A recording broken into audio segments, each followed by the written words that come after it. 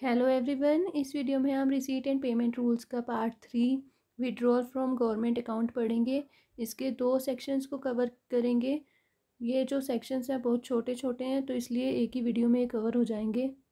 हम पढ़ रहे हैं विड्रॉल फ्रॉम गवर्नमेंट अकाउंट और इसका सेक्शन 4 परचेज ऑफ स्टोर्स। पहले तो हमें स्टोर्स पता होना चाहिए स्टोर्स होता क्या है। जो भी आर्टिकल्स मटेरियल्स मिनिस्ट्री या डिपार्टमेंट परचेज़ करता है और जिनकी रिक्वायरमेंट वो बजट में पेश करता है और जिनको किसी पर्टिकुलर हेड ऑफ एक्सपेंडिचर में क्लासिफाई किया जाता है, ऐसे आर्टिकल्स मटेरियल्स को क्या बोला जाता है? स्टोर्स। तो जब भी स्टोर्स को परचेज़ किया जाता है तो उनको पहले रिसीव किया जाता है और उनकी वेरिफिकेशन होती है उनकी क्वांटिटी की, क्वालिटी की, कि एज़ पर रिक्वायरमेंट है या नहीं। अगर सब कुछ एज़ पर रिक्वायरमेंट होता है तब पेमेंट की जाती है उस सप्लाई की। लेकिन कुछ एक्सेप्शनल केसेस में पेमेंट पहले भी कर सकते हैं। तो अगर एडवांस में पेमेंट होती है स्टोर्स के परचेज़ के लिए तो वो किस फॉर्म में होती है? GR 30 में। यानी कि GR 30 में होता है advance payment for purchase of stores. और जब इन परचेसेस का डिटेल्ड बिल बनता है तब इस एडवांस पेमेंट की उसमें एडजस्टमेंट की जाती है। और किस फॉर्म में होता है ये? GR 29 में। तो आपको ये फॉर्म नंबर्स याद रखने हैं। Next is purchases outside India. अगर स्टोर्स को परचेज़ किया जाता है किसी फॉरेन कंट्री से तो क्या प्रोसीजर फॉलो किया जाता है वो हमें पढ़ना है।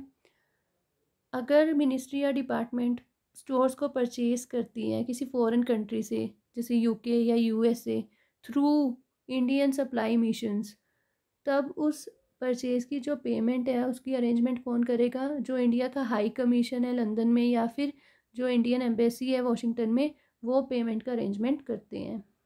अगर मिनिस्ट्री या डिपार्टमेंट स्टोर्स को परचेज़ डायरेक्टली करते हैं फर्म से, किसी फॉरेन सप्लायर से डायरेक्टली खुद परचेज़ करते हैं on FOB basis. FOB basis मतलब फ्री ऑन बोर्ड बेसिस अगर परचेज़ किया जाता है तब उस परचेज़ का इंस्पेक्शन करता है इंडियन सप्लाई मिशन। और उसकी पेमेंट की जो अरेंजमेंट है वो किसकी रिस्पॉन्सिबिलिटी होती है? अकाउंट्स ऑफिसर की। जो उस कंसर्न मिनिस्ट्री या डिपार्टमेंट का अकाउंट्स ऑफिसर होता है वो पेमेंट का अरेंजमेंट करता है। तो आपको ये दोनों पॉइंट्स ध्यान रखने हैं। अगर स्टोर्स का purchase through Indian supply missions किया जाता है तो उसकी पेमेंट की रिस्पॉन्सिबिलिटी किसकी होती है? हाई कमीशन की या फिर इंडियन एम्बेसी की। और अगर परचेज़ किया जाता है स्टोर्स का डायरेक्टली किसी फॉरेन सप्लायर से, तब उस केस में उस परचेज़ की इंस्पेक्शन करता है इंडियन सप्लाई मिशन। और पेमेंट का जो अरेंजमेंट है वो कौन करेगा? उस कंसर्न मिनिस्ट्री या डिपार्टमेंट का अकाउंट्स ऑफिसर। जब हाई पेमेंट के टेंडर्स होते हैं, जब परचेसिस की वैल्यू बहुत ज़्यादा हैवी होती है, तब उस केसेस में फॉरेन सप्लायर्स के लिए LOC ओपन की जाती है, यानी कि लेटर ऑफ क्रेडिट उनके लिए ओपन किया जाता है। तो किस केस में? जब हैवी पेमेंट्स इन्वॉल्व होती हैं तब।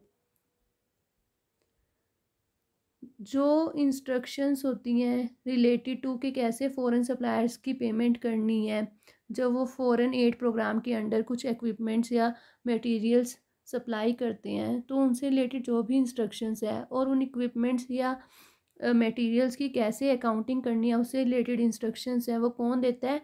Office of CAA। ये हमने पढ़ा है GFR में भी। ये किसके अंडर आता है? मिनिस्ट्री ऑफ फाइनेंस का ये पार्ट है, मिनिस्ट्री ऑफ फाइनेंस। और किस डिपार्टमेंट में? डिपार्टमेंट ऑफ इकोनॉमिक अफेयर्स में। तो ये जो ऑफिस है controller of aid accounts and audit, ये ऑफिस इंस्ट्रक्शंस जारी करता है कि कैसे पेमेंट करनी है फॉरेन सप्लायर्स को और कैसे इन इक्विपमेंट्स या मटेरियल्स की अकाउंटिंग करनी है। तो इन इंस्ट्रक्शंस का जो अप्रूवल है वो कौन देता है? इन इंस्ट्रक्शंस पे अप्रूवल देगा CGA on the advice of CAG। तो आपको ये ध्यान रखना है, जब भी फॉरेन एड प्रोग्राम्स के अंडर कोई भी इक्विपमेंट्स या मटेरियल्स को लिया जाता है किसी फॉरेन सप्लायर से, तो उसकी जो पेमेंट होती है वो कौन उससे रिलेटेड जो इंस्ट्रक्शंस है वो कौन देता है? CAA। और उन इंस्ट्रक्शंस का अप्रूवल कौन देगा? CGA on the advice of CAG। ये सेक्शन यहीं पे कवर होता है। अब हमारा नेक्स्ट सेक्शन है section 6, loans and advances. Section 5 lengthy है तो वो अलग से ही होगा। सेक्शन 6 छोटा था तो मैंने इसके साथ में इंक्लूड कर दिया इसे। तो जब भी लोन एंड एडवांसेस दिए जाते हैं तो उनको ड्रॉ किन पे किया जाता है? GR 34 जैसे फॉर्म पे ही इन्हें ड्रॉ किया जाता है। Next is revenue advance. Revenue advance के टाइप्स हैं, जैसे टकावी एडवांस हो गया या लैंड इम्प्रूवमेंट के अंडर जो एडवांसेस दिए जाते हैं वो एक टाइप के रेवेन्यू एडवांसेस ही हैं। तो टिकावी वर्क एडवांस किन्हें दिया जाता है? कल्टीवेटर्स या फार्मर्स को दिया जाता है, ताकि वो उनकी कल्टीवेशन में थोड़ी हेल्प हो जाए। अगर क्लाइमेटिक कंडीशन की वजह से उनकी कल्टीवेशन में प्रॉब्लम आ रही है उनकी फार्मिंग में, तो उनको हेल्प करने के लिए टिकावी वर्क एडवांस दिया जाता है। अब पीडब्ल्यूडी जब भी टिकावी वर्क्स पे एक्सपेंडिचर करता है यानी कि एडवांसेस देते हैं, तो डिपार्टमेंटल रूल्स से ये रेगुलेट वो होते हैं।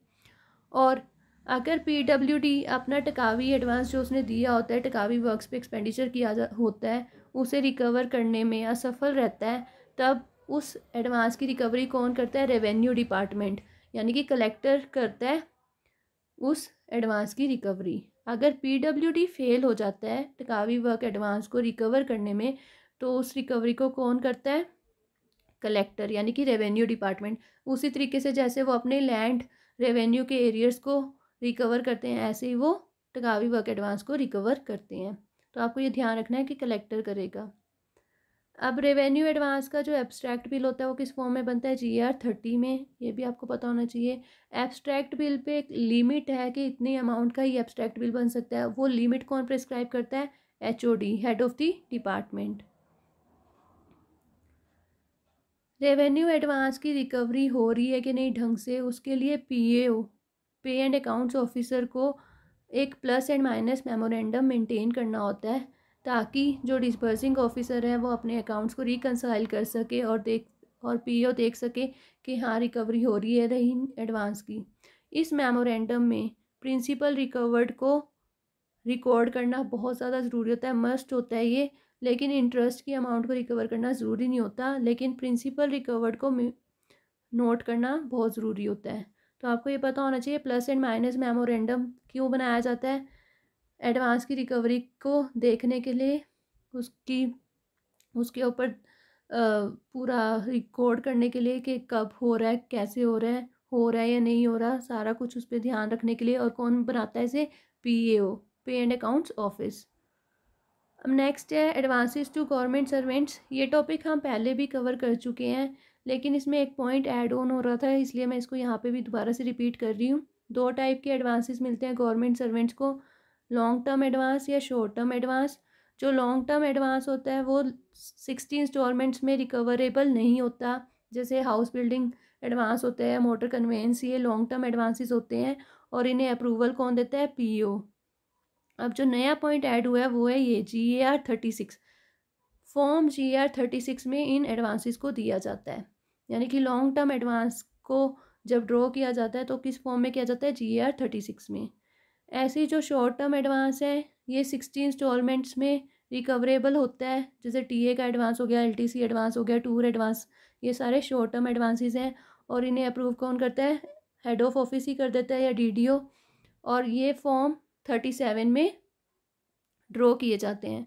तो हमने आज इसमें न्यू पॉइंट तो सिर्फ यही इंक्लूड किया है, बाकी तो वही पुराना जो हमने पहले भी पढ़ा था कि GAR36 में बनता है लॉन्ग टर्म एडवांस और शॉर्ट टर्म एडवांस किस में बनता है? GAR37 में। तो आपको ये फॉर्म नंबर्स याद रखने हैं। इन एडवांस की रिकवरीज का एक शेड्यूल बनाया जाता है GAR38 में। GAR38 में क्या बनता है? Schedule of recovery of advances. और इन एडवांसेस की रिकवरी का एक मंथली एब्स्ट्रैक्ट भी बनता है, किस फॉर्म में? GAR38A में। तो आपको ये चारों फॉर्म नंबर्स पता होने चाहिए। GAR36 में लॉन्ग टर्म एडवांस, GAR37 में शॉर्ट टर्म एडवांस, और रिकवरी ऑफ एडवांसेस का जो शेड्यूल बनता है वो बनता है 38 में, और मंथली एब्स्ट्रैक्ट बनता है 38A में। यहाँ पे ये सेक्शन कवर हो गया है, हमारा कंप्लीट हो गया है। तो आप साथ में MCQ जरूर ट्राई करते रहना, ताकि आपका कुछ छूटे ना और आपको अच्छे से समझ आ जाए चीज़ें। Thank you.